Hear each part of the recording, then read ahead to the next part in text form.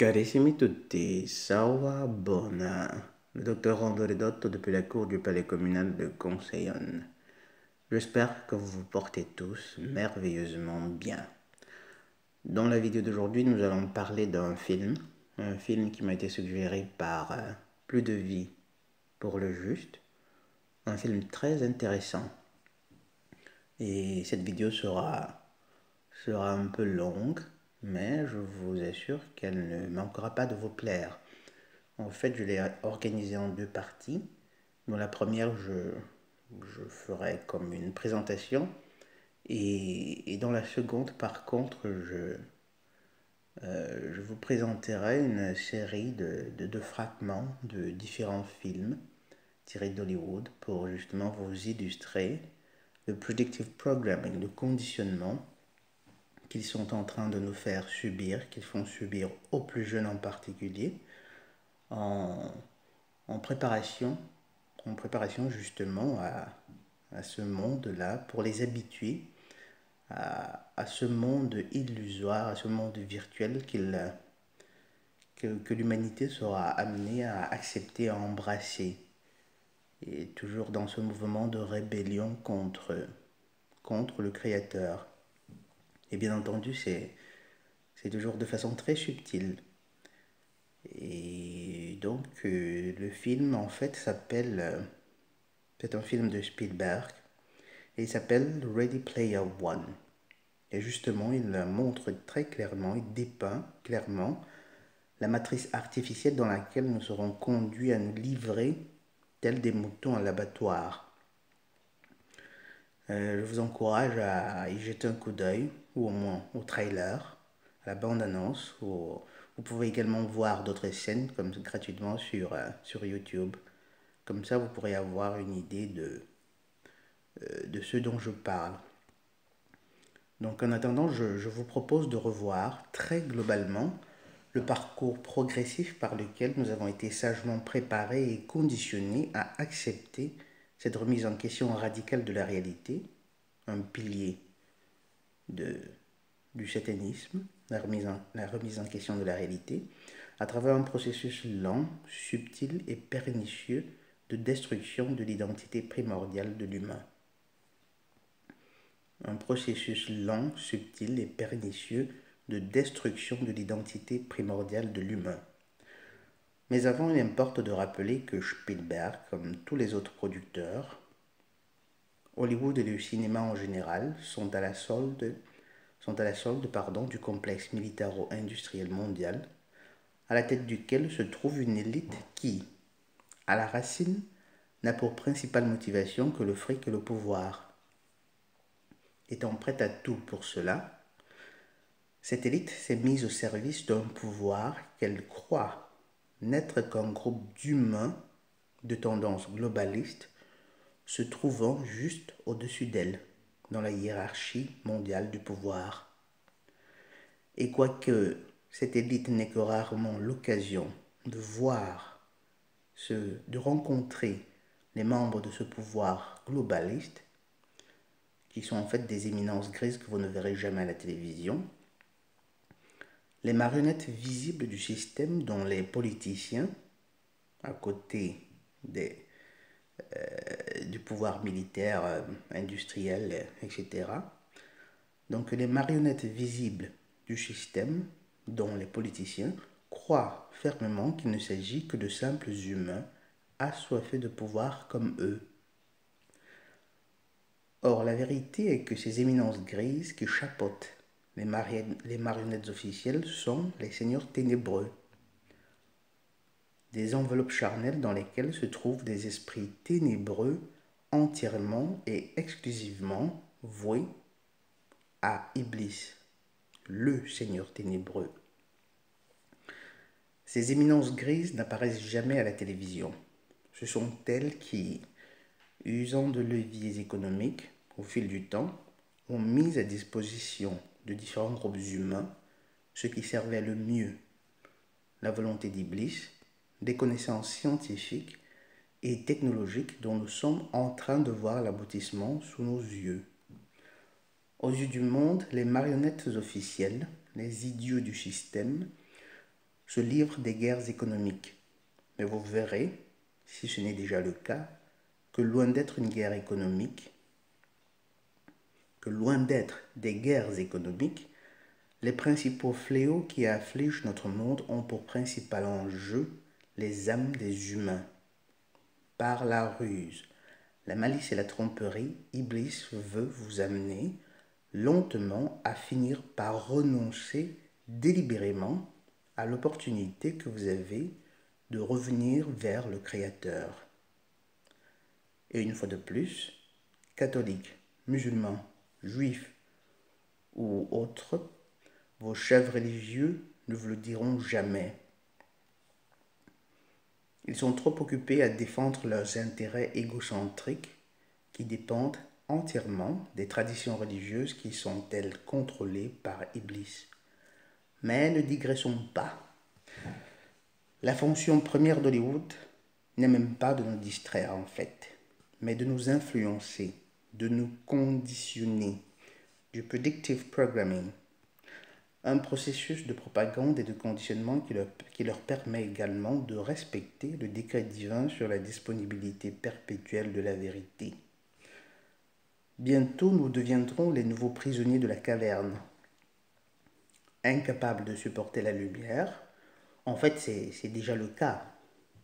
Incapables de distinguer les personnes de leurs ombres, de discerner l'illusion de la réalité.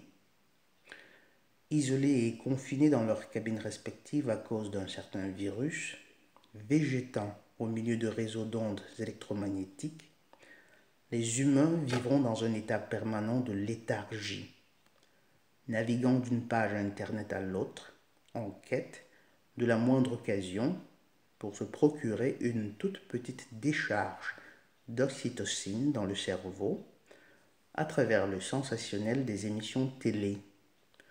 Au pardon, que dis-je, de l'univers virtuel qui aura été préparé à cette fin.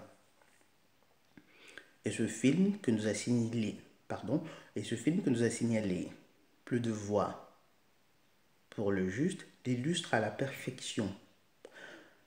Voyez-vous donc le sombre destin que l'on nous réserve? Pouvez-vous le voir? Donc, comme je vous l'annonçais déjà, je voudrais résumer, une fois de plus, ce processus d'obstruction de la destinée cosmique de l'humanité qui, bien entendu, ne date pas d'hier. Je ne puis que présenter des fragments progressifs que chacun de vous essaiera de compléter et de reconstruire pour avoir une vision plus globale du plan pluriséculaire d'Iblis.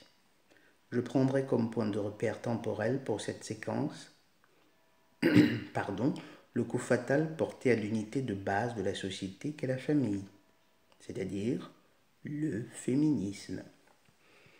Il se pourrait même qu'un jour l'on se rende compte que le féminisme aura été le moment de transition clé vers la fin des temps et le jugement dernier. Donc, 1. On convainc mensongèrement les gynophores qu'elles sont opprimées par un patriarcat qui, en fait, hier comme aujourd'hui, ne vit que pour les servir.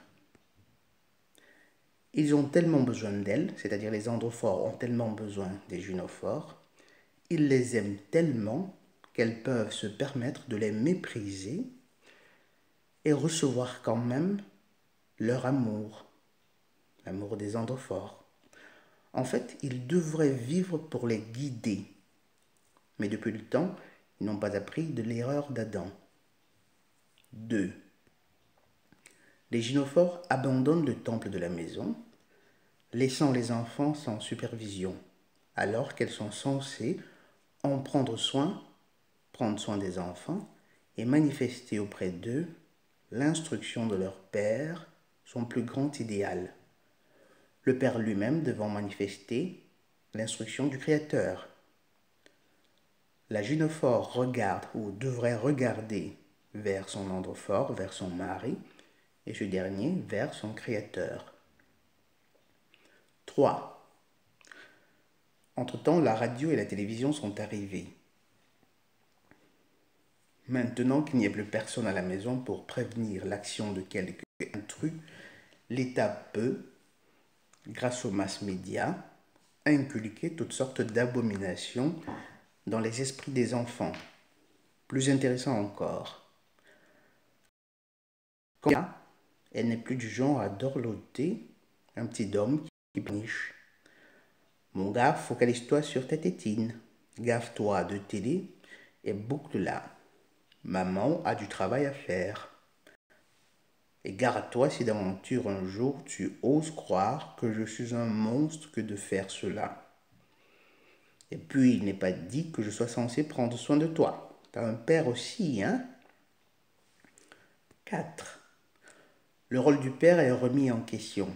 La figure de l'homme bafouée et avilie, principalement grâce à la gynophore qui, abandonnant le rôle qui lui revenait, usurpe,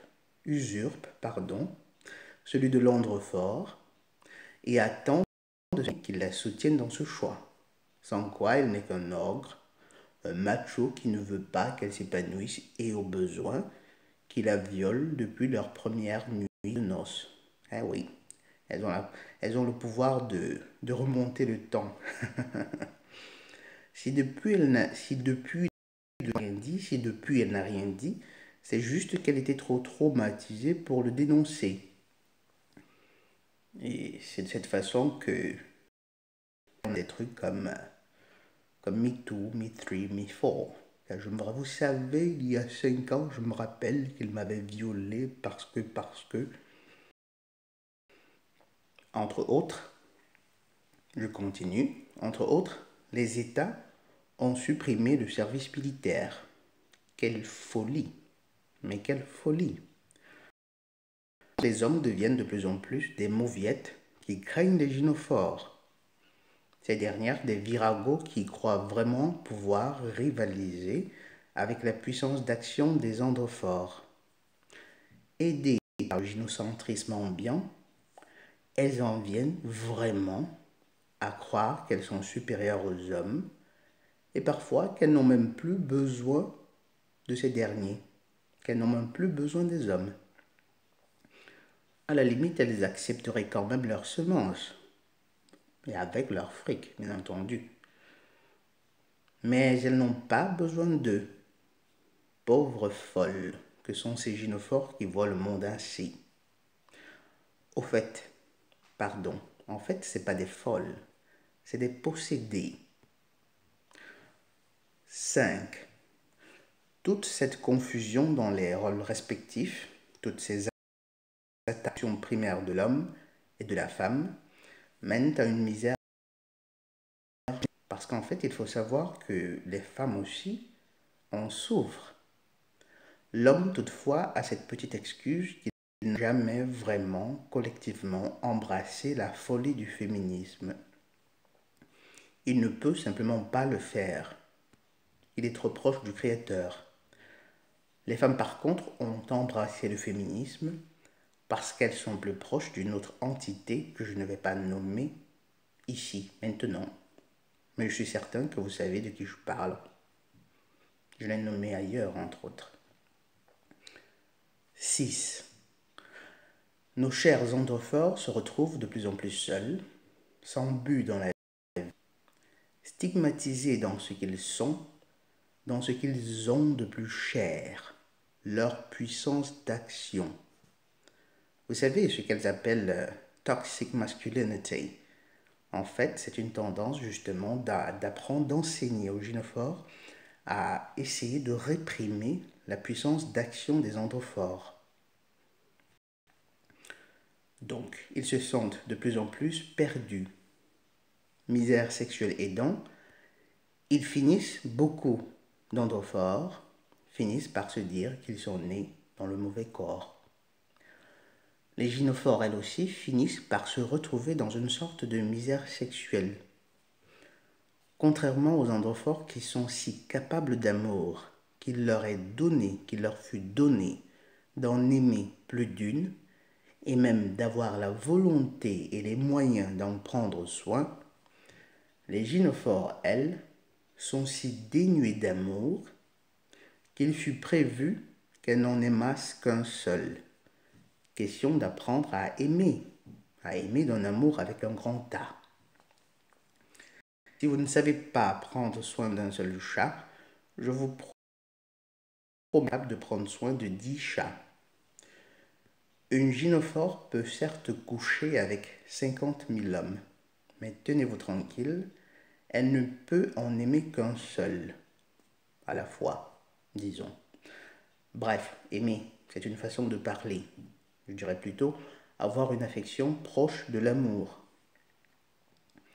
Plutôt que d'accepter leur mission cosmique pour leur propre édification, en se laissant guider par l'androphore qu'elles auraient elles-mêmes choisi, les théories à la con sur la liberté sexuelle les ont amenées petit à petit à devenir de parfaites paufiasses qui ne commencent à regretter leur mauvais choix que lorsqu'elles sont devenues trop vieilles pour commander le respect et l'admiration de l'autre sexe.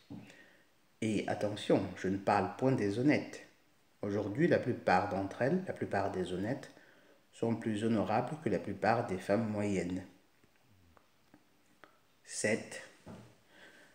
Complètement engluées dans l'enfer de la promesse saurait leur apporter ce que leur esprit désire, les gynophores, elles aussi, de plus en plus se disent que peut-être elles seraient nées dans le corps, qu'elles auraient dû naître dans des corps d'hommes, tellement elles se sentent puissantes, tellement elles ne comprennent pas pourquoi, après avoir affilé tous les sabres que leur charme leur ont permis de collectionner, elles ne réussissent toujours pas à se sentir épanouies, comme le féminisme leur avait garanti qu'elles le seraient. Après, il faut aussi dire que la sensation de n'être pas dans le bon corps n'est pas un sentiment qui naît de nulle part. Beaucoup de ces personnes ne comprendront jamais le travail de conditionnement subi pendant les heures de programme télé. Une fois de plus, ce n'est pas un hasard si on dit, ce n'est pas un hasard si on parle de programme télé, programme programmé. On y programme des choses dans les esprits.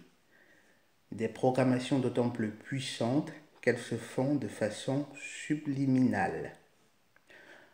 Après un film tel Wonder Woman, la plupart des gynophores se sentiront précisément des Wonder Women. Or, elles ignorent, encore pour la plupart, que ce n'était point une Wonder Woman, mais un Wonder passant pour une woman. Baphomet à Hollywood est la norme. 8. À ce point, le terrain est fin prêt pour remettre en question, ouvertement, l'essence profonde de l'humain. Le Seigneur ténébreux s'attaque à l'un des traits primordiaux de l'identité de l'humain, sa sexualité. La théorie du genre, l'anophilie, la phallophobie, le transgénérisme et autres abominations semblables. Eh oui, je parle bien d'abominations. Des parents qui offrent à leur enfant de moins de 12 ans un traitement hormonal pour sa transition de genre, de sexe. Si vous ne savez pas voir l'abomination des andromèles et des gynomales, au moins ouvrez les yeux à celle de tels parents à ce point monstrueux. Bon, mais après des décennies de démoralisation et de conditionnement, qu'est-ce qu'on a? 9.1. Les gens qui commencent à se rendre compte que peut-être le féminisme était une connerie. Mais très peu l'avoueront. Les masses médias n'ont aucune peine à réprimer ce petit nombre de gynophores qui dénoncent le féminisme. En outre, elles n'ont même pas assez d'énergie. 9.2.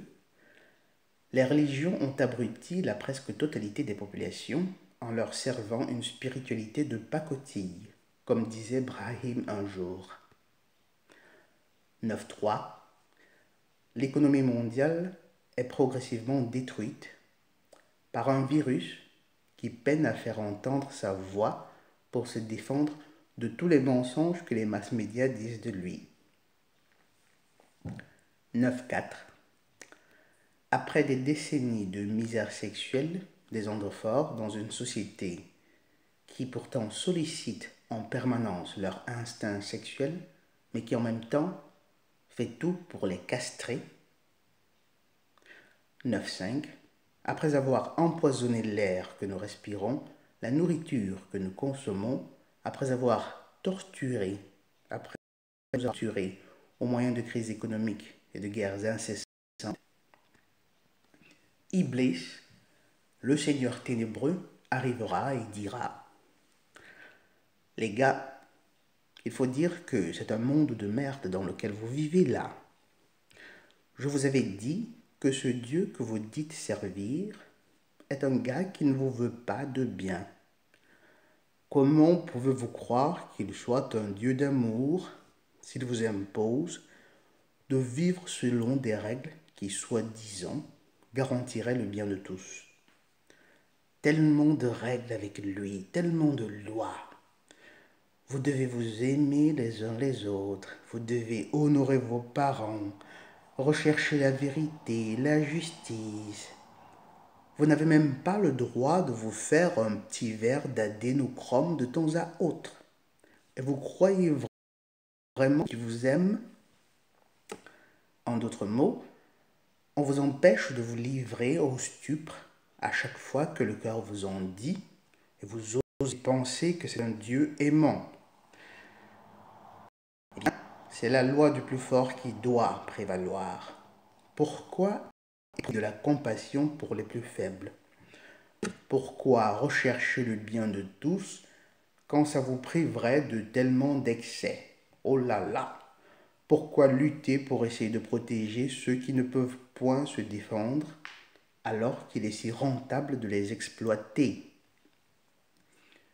Et pourtant, moi, je vous donne toutes ces choses que vous désirez secrètement. La richesse, les honneurs, le sexe, le luxe, tous les excès que votre degré de perversité vous suggéreront, je vous les accorderai. Tout cela et tout cela sans la moindre restriction, sans le moindre danger. Je ne vous demande rien en échange. Vous devez juste signer là. À ce point, vous devez penser à votre banquier lorsqu'il vous fait signer un crédit ou un financement, que vous avez requis pour organiser votre mariage. Et peut-être aussi un autre pour une grosse bagnole et la belle maison qu'elle vous a obligé à acheter avec de l'argent que vous n'aviez pas pour qu'elle consente à vous honorer de son V d'or de façon exclusive. Un V d'or qui n'a plus rien à envier, au portique d'un temple païen où les athées ne représentent qu'un pourcentage minime de la population. Vous voyez ce que je veux dire? Le banquier vous dit, avec un sourire invisible, signez là, signez là. Et après, vous voilà propriétaire d'une belle maison, d'une belle bagnole et d'un V d'or pour vous tout seul. Ha ha ha! Qu'est-ce qu'ils sont naïfs, ces chers clients que j'aime tant, pense le banquier.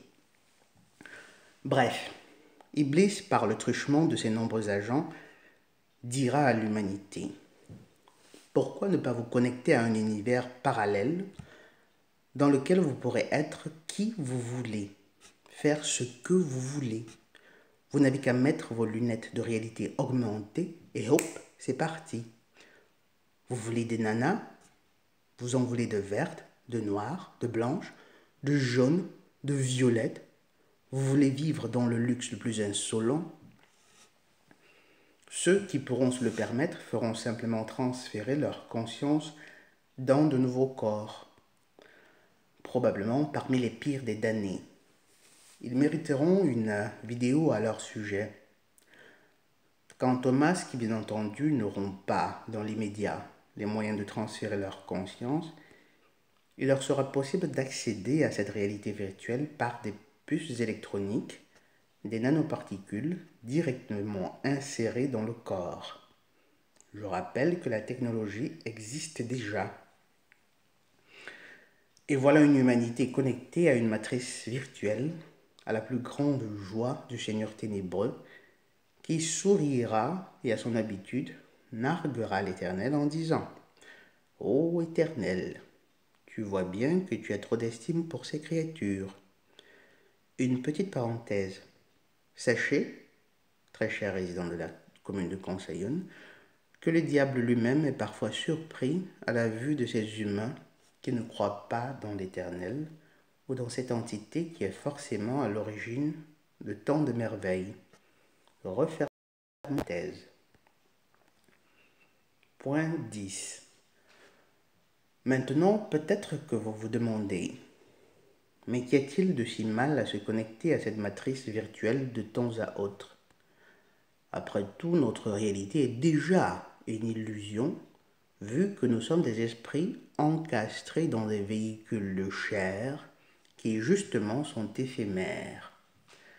Et c'est là l'une des choses qui taraude beaucoup de personnes qui commencent à comprendre les manigances d'Iblis.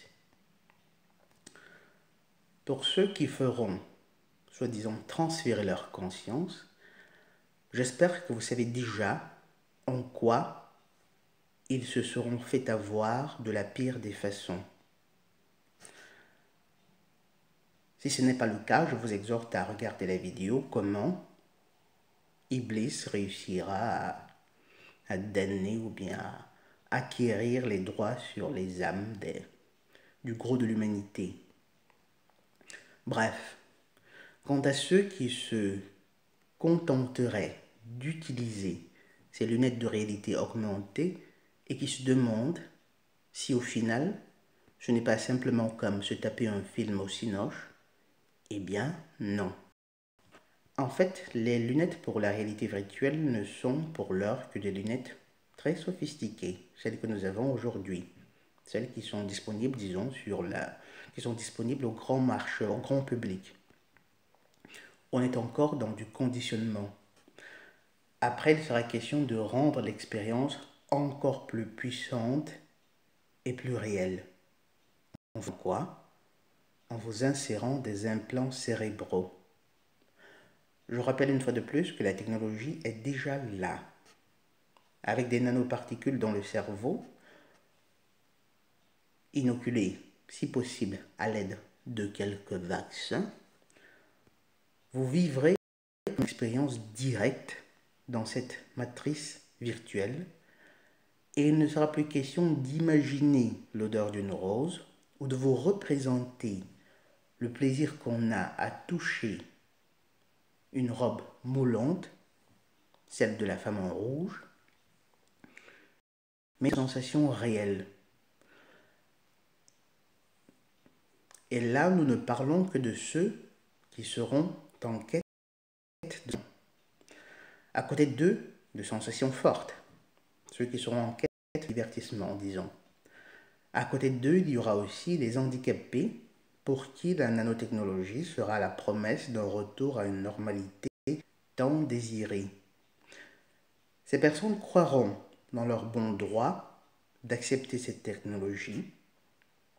Ces personnes croiront être dans leur bon droit d'accepter cette technologie, même si elle devait être diabolique, se sentant lésée par le facteur premier qui aurait permis qu'elle naquisse ou qu'elle devinsse handicapée. Et dommage, car très peu ont conscience de la haine qu'Iblis voue à l'humanité, et que tous les cadeaux, très peu ont conscience du fait que tous les cadeaux qu'il a prétendu donner à l'humanité se sont toujours avérés des cadeaux empoisonnés. D'après vous, croyez-vous que les masses auront assez de volonté, assez de bonne volonté ou assez d'amour pour le Créateur pour en arriver à reconnaître et ou reconnaître un tel plan machiavélique, que dis-je, un tel plan diabolique. De toute façon, beaucoup s'en foutront complètement. Avec toute la misère sexuelle que les hommes vivent aujourd'hui, croyez-vous qu'ils renonceront à se taper toutes les nanas qu'ils veulent en payant simplement le prix d'un simulateur et d'une greffe cérébrale? Oh que non, oh que non. Et une fois de plus, j'insiste sur le fait qu'il ne s'agira pas seulement d'imaginer ces sensations. Elles seront vraiment vécues par les personnes, et ce, apparemment sans le moindre risque. Que du plaisir et rien que du plaisir.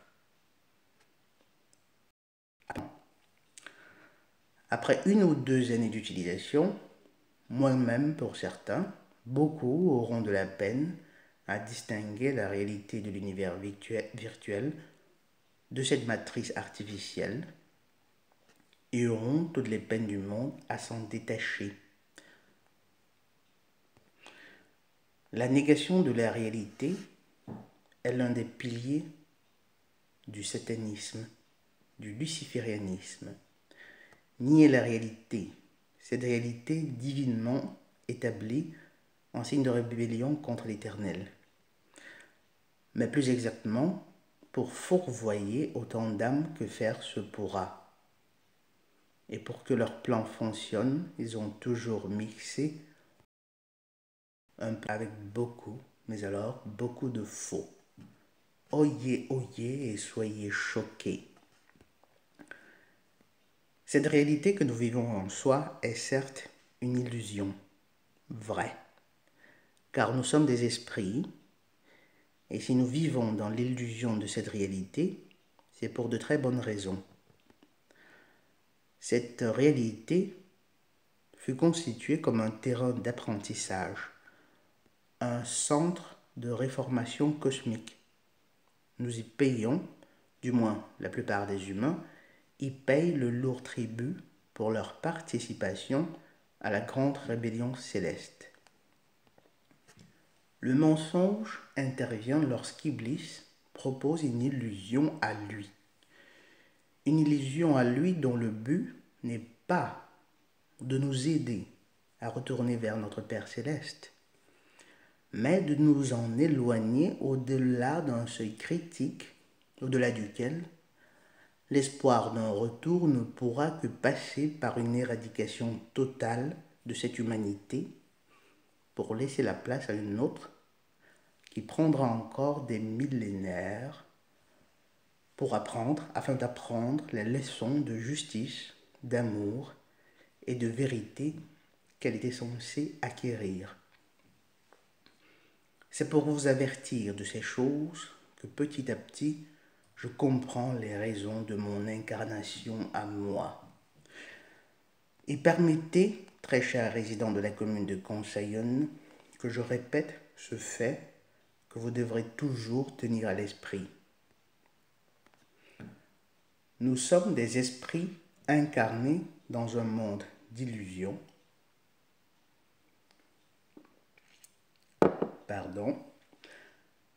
Nous sommes des esprits incarnés dans un monde d'illusions qui est un centre de réformation dans lequel nous sommes censés réparer certaines fautes. La réalité virtuelle d'Iblis, la réalité augmentée comme ils disent, sera comme un autre degré d'illusion qui entravera le retour vers le Créateur, à tous ceux qui l'accepteront, bien entendu, à tous ceux qui accepteront cette illusion, cette réalité augmentée. Il est question pour le Seigneur ténébreux d'empêcher autant d'âmes que faire se peut de retourner vers le royaume du facteur premier, d'où nous provenons initialement et duquel nous fûmes séparés. La trame du tissu de séduction de Lucifer sera semblable à ceci. Il vous dit Il vous dit que dans cet autre degré d'illusion, dans cette réalité augmentée, que vous devez comprendre comme une réalité satanique, et cet autre degré d'illusion-là qu'il vous propose, vous aurez tout ce que vous avez toujours désiré. Vous serez beau, vous serez riche, vous serez aimé de tous, vous aurez des millions de fans, vous serez adulé, vous aurez une santé parfaite, un corps parfait. Vous ne souffrirez plus dans votre chair. Le fait-il pour votre bien? Oh que non. Oh que non. Car il ne vous le dira pas, à moins qu'il soit trop tard. La vérité est qu'il veut vous perdre en vous détournant des choses que vous étiez censé apprendre en vous incarnant sur ce plan de main. Et qu'étaient donc ces choses? A topic for another day. Ce sera le thème d'une autre vidéo. Ne éloignez pas trop de la commune de Conseillon, que vous y découvrirez plein de belles choses. Il y en aura d'autres. Elles ne vous plairont pas toujours, mais elles seront toujours dites avec beaucoup de calpistie au service de la justice, de la vérité et de l'amour que nous sommes censés exprimer en ces basses sphères, et ce, pour la plus grande part du Très-Haut. Maintenant, je vous laisse donc regarder ces différents fragments de différents films par lesquels, grâce auxquels Iblis, Lucifer, est en train de construire, a construit, parce que c'est un plan justement pluriséculaire, mais qui est en train de prendre les différents fragments qui illustrent ce tissu de séduction qu'il présentera à l'humanité pour sa perte. Et comme d'habitude, soit nous souffrons pour nous perfectionner, soit nous souffrons de nos imperfections. Le docteur Randoledotto depuis la cour du palais communal de Conseillon. Sawabona et la paix de Yah.